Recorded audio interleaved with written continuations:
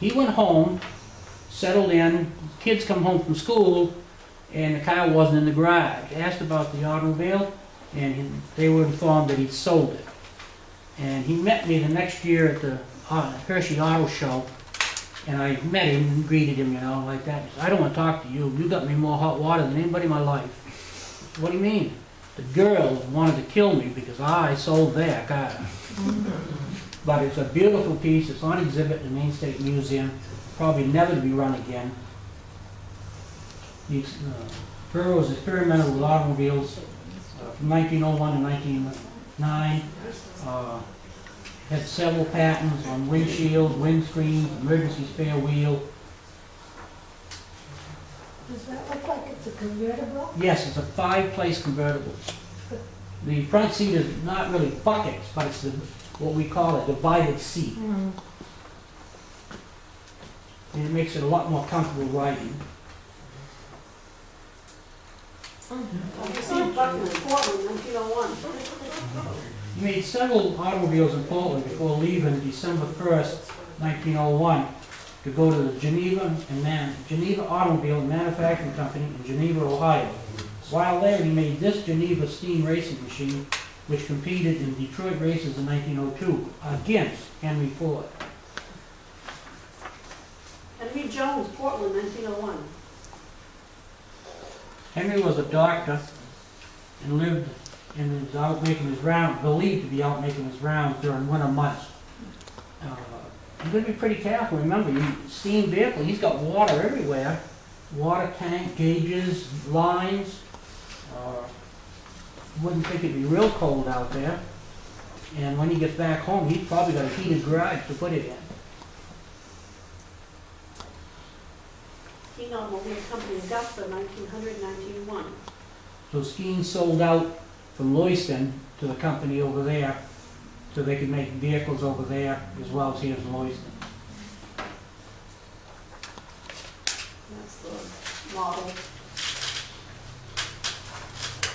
Henry Stickney, Portland, 1901-1905. This is a scale model of Stickney's design of his first automobile. I saw this, it was found in Portland in 2 different buildings, in one building on 2 different floors. The pieces are on shelves, wrapped in burlap, sewed into a package, not tied, but sewed so it wouldn't come unraveled. And this antique dealer was in the attic of this carriage shed and he wanted to buy the seat. And the man said, well, why don't you buy the whole car? Well, he was auto-related. He had a Rolls Royce at the time, so he knew antique automobiles, so he was quite excited to find an antique car right in his backyard, this old. And assembling the vehicle from parts, he found the name on the back of it. The man acquired it after him, and another fellow purchased it, and he worked at the Polaroid company in Boston and restored the car. So every time I'd see this man, I'd ask him how this guy was doing.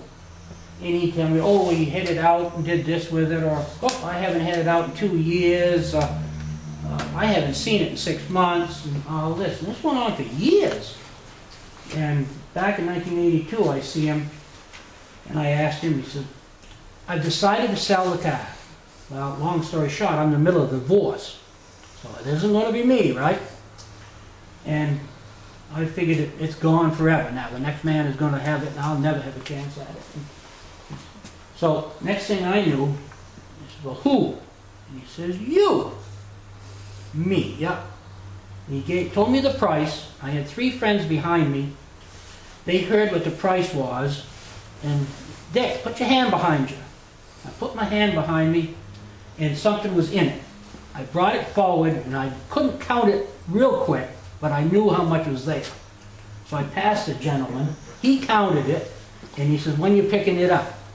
We went down the following weekend and picked it up.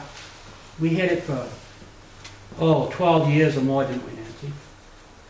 And drove it, and drove it. It was such a ball to drive. I always wanted a tiller drive car, Maine built, the whole thing. And then the man that originally found it and I, long story short, got together. And he wanted to reacquire it and donate it to the Maine State Museum. So I put a price on it, and the price was to replace it with a 1904 or older automobile. No numbers, just replace the car. Well, 6 months or so goes by, and I can't find one. And he knew that I was going to this big show in Pennsylvania, and he says, take this with you. And he gave me an envelope.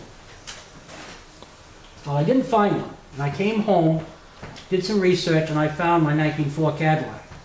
So I bought that, and I just transferred the ownership to him. And then I delivered it to the Maine-Made Museum. And they told me the other day that it's going back on exhibit this fall.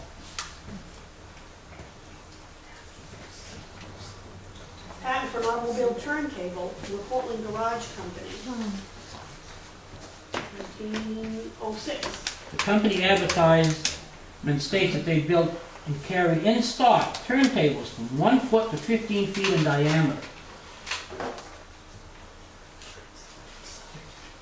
You might explain what those went for garage. Thank you. Years ago, the visibility out of the back of these vehicles for backing up was less than desirable. So you drive in the garage, stop, get out and put a stick in the floor and push this car and turntable around so it pointed back out again, so you didn't have to back up. They have one of those garages on Savannah Street in Lewiston. I think I lived in that apartment with that there years ago, but I think they've covered it over now. I have been in it, yeah. I've chased everyone I've heard about in town. But if there is any, I'd like to know where it is. When I lived there, it was operational because we used it. My friend Helen Levesque lived in an apartment there, and she kept her car there, and I saw her use it. We want to talk later, make sure we got the same building that you're talking about too. There was one in Savannah Street in Lacey too. That's what she's talking about. Oh, Savannah Street, oh. A.J. and W.W. Walker Bridgeton, 1901. Two brothers, a dentist and the other was a furniture maker. They were working on this vehicle for 3 years. In September of 1899, F.O. Stanley and his wife stopped in to see how the construction was progressing after going up Mount Washington in their auto. This auto is still in existence and is in the collection of the Maine-Made Museum. And the last time I talked to them, they said they were bringing this back out of storage and putting it back on exhibit. A.E. Rowell, Auburn, 1902. Notice the rectangle parasol top of the fringe. The small light on the bottom of the front seat is backwards to illuminate the water boiler gauge. Every lady in here knows that you have to keep water in that pan when you're boiling something, or it's going to warp the pan or destroy it in some way.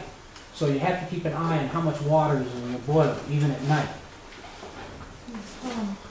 The body was built by the Wade and Dunton Company here in town. The question is whether, excuse me a second, the belly pan is made out of canvas or leather and laced under the car. The question is whether it is to keep the dust from the mechanism or to catch parts as they come loose or break off. But the front opens up also into a small seat.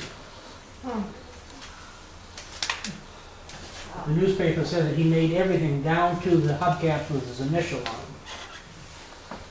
He was a steamboat captain up in the Rangeley Lake.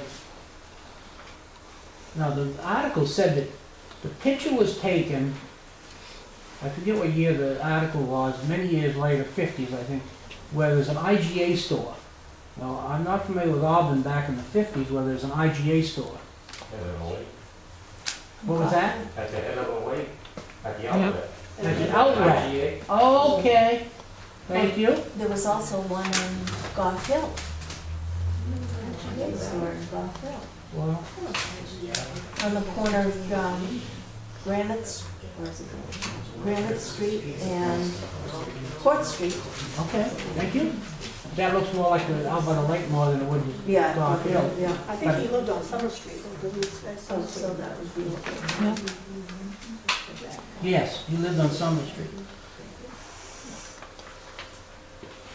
The American Automobile and Power Company of Sanford, 1903 to 05. Notice the license plate number 87.